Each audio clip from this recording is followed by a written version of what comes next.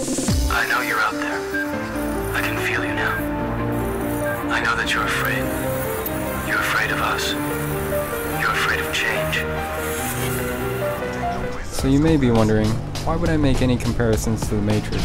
Well, mostly because a lot of what they say applies to Call of Duty, but also, if you think about it, virtual gaming is a lot like the Matrix. You live in the real world and have a real life, no joke intended. And then when you enter the online realm, you look different, you can sound different, and you're given all sorts of powers and abilities to affect others that you don't have in the real world. Of course, before an epic COD night, Psycho and I oftentimes text each other jokingly about jacking into the Matrix. I'm getting a little bit of a gay lovers vibe, so just to quash that notion, Subliminal Psycho just got married. Congratulations, Adam. Yes, Matrix, COD, I'm back to it. Another thing that is very Matrixy that applies to COD and virtual gaming in general. No matter how good you are, no matter how many advantages that you have, you're still bound by the rules of the realm. Case in point, an aimbot in Call of Duty.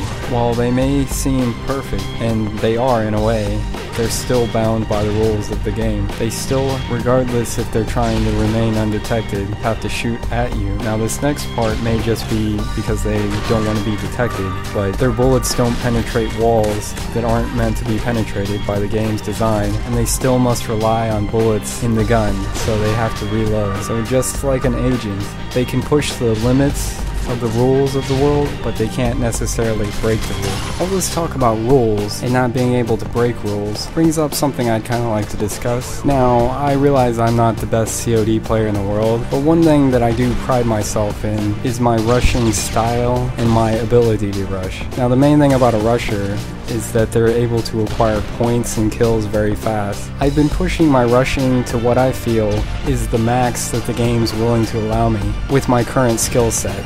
Now, if I'm able to react a bit faster, and I'm still working on that, then I'll be able to rush better, but just recently I've been finding myself pushing what I feel the game allows the rushing to the max.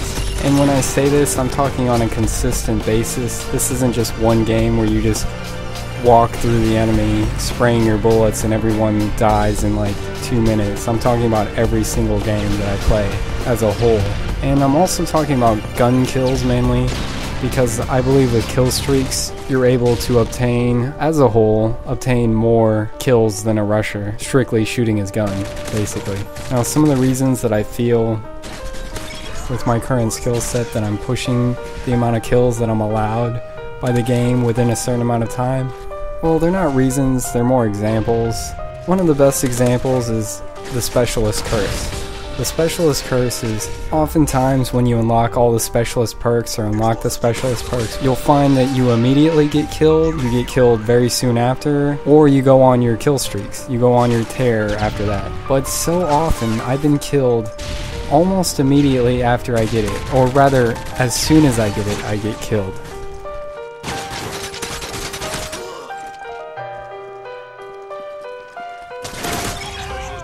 Why is that important?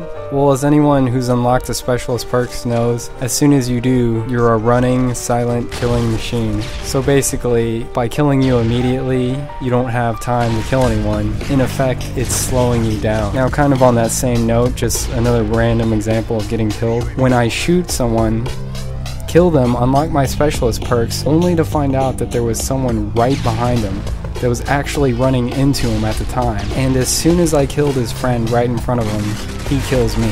Basically a guy drifting behind another guy, which is one of those instances that leads me to believe that there are bots in multiplayer, which that one, it's kind of hard to say, but I do believe there are bots because sometimes I get killed in such a ridiculous manner that it looks like the game had to do something to kill me, just basically from a balancing standpoint, not saying I'm the best, I'm saying that it evens everyone out, which is why sometimes you get killed so ridiculously. Otherwise, some of the matches would be a bit more imbalanced, but that's the game playing by its own rules. If they were to add bots in the match, you know, some of these quote-unquote stupid opponents that just randomly kill you, but do horrible for the rest of the match, they just happen to kill the top player. Now, it sounds like I'm just being paranoid and making this up, but I notice little details, and I watch kill cams. I notice names, and I notice skill levels.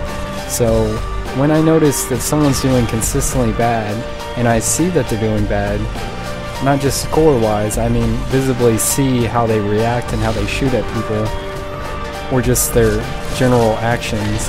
But then when they kill me, and I have to go by them killing me because I can see the kill cam, and I see their superhero reaction to kill me, like suddenly they upped their skill level 10 times, then yes, I have to say maybe a bot.